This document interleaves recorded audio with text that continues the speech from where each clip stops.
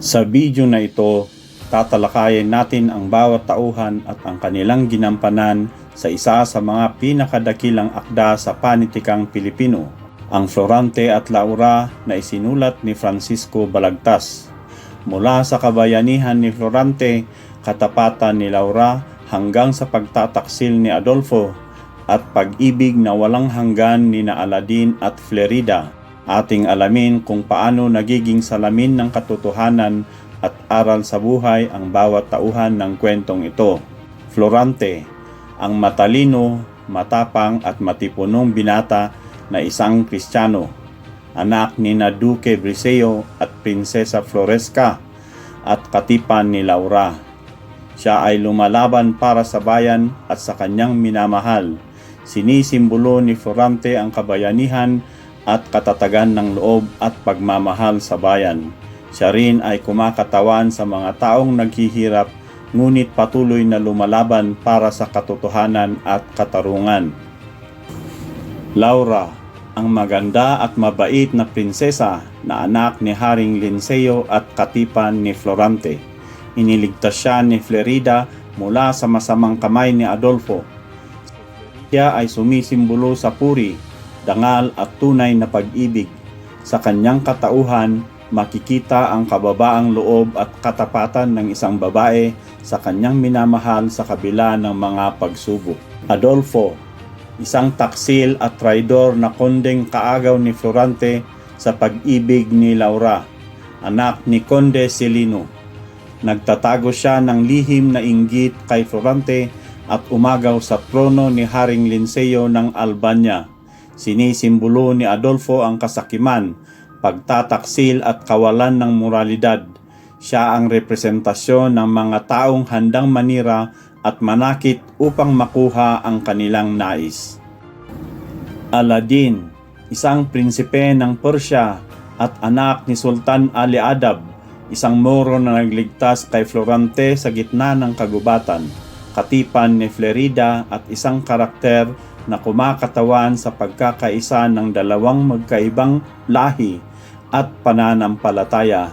Sinisimbolo niya ang pagkakaintindihan at pagmamahal na hindi nalilimitahan ng relihiyon at kultura. Flerida, katipan ni Aladin, iniligtas si Laura mula sa mga kamay ni Adolfo, isang Mora na lumalaban para sa kanyang karapatan at pagmamahal. Sinisimbolo niya ang lakas at tapang ng isang babaeng handang lumaban para sa kanyang minamahal at dangal. Menandro, matapat at mabuting kaibigan ni Florante, palaging kasama ni Florante sa digmaan at laging handang iligtas siya mula sa bingit ng kamatayan. Sinisimbolo ni Menandro ang tunay na pagkakaibigan at katapatan. Ipinapakita ng kanyang karakter ang halaga ng suporta at pagkakaibigan sa harap ng mga hamon sa buhay. Duque Briseo, tagapayo ni Haring Linceo at ama ni Florante, asawa ni Prinsesa Floresca, isang mabuting lider at mapagmahal na ama. Sinisimbolo niya ang marangal na pamumuno at ang responsibilidad ng pagiging ama at asawa. Prinsesa Floresca, ina ni Florante at asawa ni Duque Briseo, anak ng hari ng Crotona. Sinisimbolo niya ang pagmamahal ng isang ina na laging nagmamalasakit sa kanyang anak kahit sa huling sandali ng kanyang buhay. Sultan Ali Adab, ama ni Aladin na umiibig kay Flerida. Sinisimbolo niya ang kalupitan ng kapangyarihan at ang kasakiman sa pag-ibig. Siya ang representasyon ng mga lider na ginagamit ang kanilang kapangyarihan para sa pansariling kapakinabangan. Haring Linceo, hari ng Albania at ama ni Laura, isang makatarungan at mabuting pinuno. Sinisimbolo niya ang tamang pamamahala at pagiging patas na pinuno na nagmamahal sa kanyang mga nasasakupan.